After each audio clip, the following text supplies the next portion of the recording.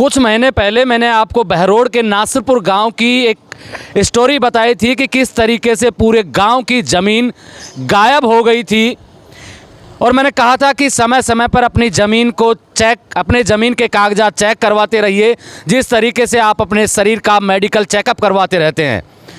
एक ऐसी कहानी दूसरी आई है, उसका सेकंड पार्ट कहिए आप, कि ये जो मेरे साइड में बुज़ुर्ग नज़र आ रहे हैं, इनकी उम्र अब 70 साल है। 8 साल पहले इनके पिताजी गुजर गए थे, यानी कि उनकी मौत हुई। अब 8 साल बाद में सही 8 दिन पहले वो व्यक्ति आए, अपनी ज़मीन को बेचकर किसी दूसरे के नाम करके वापस चले गए। आज ये कोर्ट में आए थे। बाबूजी क्या मामला है ये बताना दोबारा से। मैं आया था यहाँ हमारे पिताजी के नाम का इंतकाल वगैरह निकलवाने के लिए, तो यहाँ के नहीं, पहले आप ये बताइए क्या नाम है आपका और गांव कौन सा है? मेरा नाम कन्हैयालाल है, पिताजी का नाम चंदूलाल है, गांव चांदोली है, जलालपुर राजस्थान का रहने वाला हूँ। तो मैं यहाँ आज तहसील में आया तो उनके खसरा गिरदावरी ये निकलवाने के लिए, तो मुझे यहाँ आके पता चला कि तेरे पिताजी के नाम की तो ज़मीन ही बिक गई। मैं वो कैसे बिक गई? बोल अभी बिकी, 1 तारीख को उनकी रजिस्ट्री हो गई। तो साहब मैं यहाँ उसकी नकल निकलवाने के लिए नकल निकलवाई, बड़ी मुश्किल से नकल निकाल के दी। नकल निकलवाई तो उसमें मेरे पिताजी कोई अच्छे जवान बना रखे हैं फर्जीवाड़े में, उन्होंने ज़मीन बेच दी मेरे पिताजी के नाम से। गवाह कई और हैं, उनको मैं जानता भी नहीं है, कोई ठेकरा के। आपके पिताजी की मौत कब हुई थी? सर 24/8/2016 में मेरे पिताजी की मौत हुई थी। 8 साल हो गए। 8 साल हो गए मेरे पिताजी के मरे, 8 साल हो गए आज। तो आज मेरे को पता चला कि उनकी तो ज़मीन बिक गई, रजिस्ट्री भी हो गई है, और उनकी ज़मीन पिछले 8 दिन पहले बिक गई। पिछले 8 दिन पहले उनकी ज़मीन बिक। आपके पिताजी आए और बेच के चले गए वापस? बेच के चले गए, उनको पैसों की ज़रूरत होगी वहाँ ऊपर, इसलिए वो पैसे लेने आए, पैसे लेके चले गए। तो आपसे मिल के नहीं गए क्या? मेरे मिल के भी नहीं गए और मेरे को बता के भी नहीं गए कि मैं ज़मीन बेच रहा हूँ। मेरे को तो तहसील में आके पता चला। तो अब बताओ, ये फर्जीवाड़े से मेरी ज़मीन, हमारे पिताजी की ज़मीन बेच दी। और कितनी ज़मीन थी? करीबन 3.25 बीघा करीब थी। 3.5 बीघा अलाटमेंट मेरे पिताजी के नाम थी, और मेरे दादा के 3.5 बीघा उनकी थी। तो उनमें से तीसरा हिस्सा भी मेरे पिताजी के नाम चढ़ गया था। तो 3.5 बीघा और उनका तीसरा हिस्सा, ये मिला के 3.25 कितनी भी होती है, तो ये सारी ज़मीन मेरे पिताजी के नाम थी। तो आज जब हमने सारी बेच के चले गए? वो सारी बेच के चले गए। मतलब हमारे पिताजी के नाम की जो ज़मीन थी, आप ही फर्जीवाड़े में चंदू जालम बन गए। आप उन्होंने साइन कर दिए, मेरे पिताजी अंगूठा लगा देते, उन्होंने कभी साइन किए ही नहीं। पिताजी मेरा ऐसा बना रखा है, करीबन ना तो 25-30 साल का होगा, जबकि मेरे पिताजी आज के टाइम में अब 90 साल के हो गए होंगे। 80 साल की उम्र में वो एक्सपायर हुए थे। तो अब उनको 90 साल हो गए। अब मेरा पिताजी जवान बना रखा है, गले में कंठी है। उनका फ़ोटो तो मैं अब लाया नहीं, मैं फ़ोटो भी वायरल कर देता।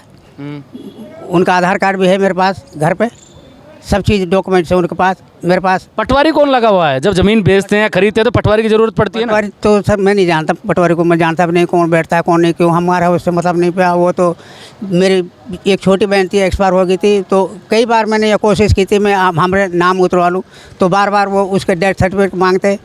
तो अब उसका डेथ सर्टिफिकेट के लिए मेरे को कोई उसका प्रूफ नहीं मिला, इसलिए उसका डेथ सर्टिफिकेट नहीं बना, और आज तक वो ज़मीन ऐसी पड़ी रही।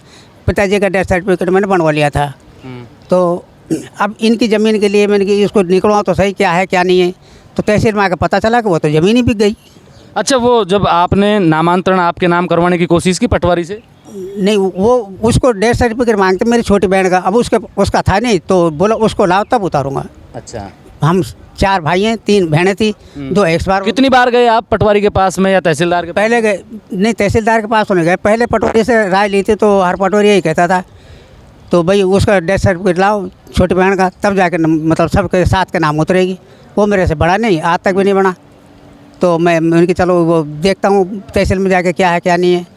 तो उसका वो डॉक्यूमेंट्स निकलवाने के लिए आया, तो यहाँ पता चला उसकी ज़मीन ही भी गई हमारे पिताजी के नाम की जो।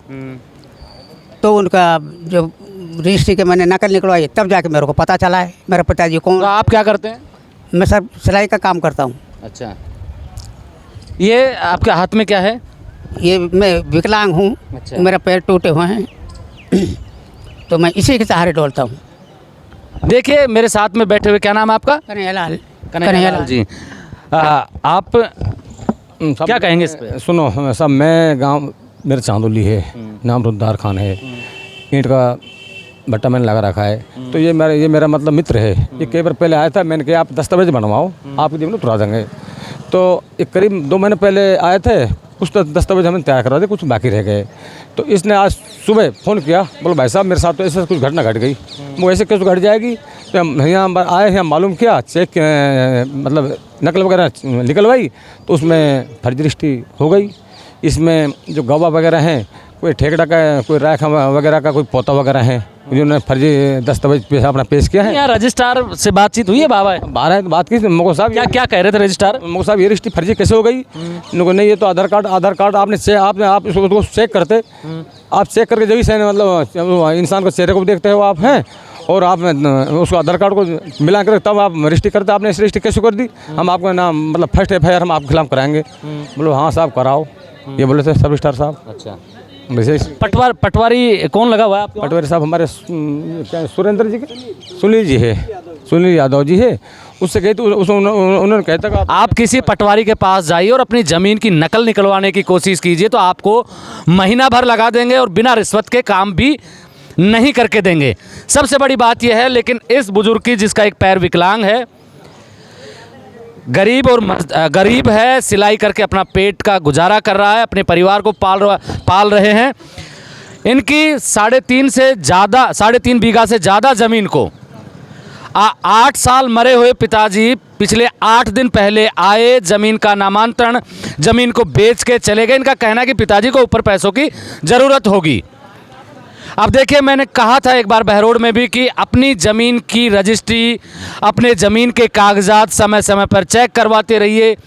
पता नहीं कौन कब आपकी ज़मीन को बेचकर चला जाए और आपको जिस दिन पता लगे उस दिन आपके पैरों के नीचे से ज़मीन खिसक जाएगी। आप मेरे साथ देख रहे हैं ब्लैक एंड वाइट सच में महेंद्र यादव। जय हिंद, जय भारत।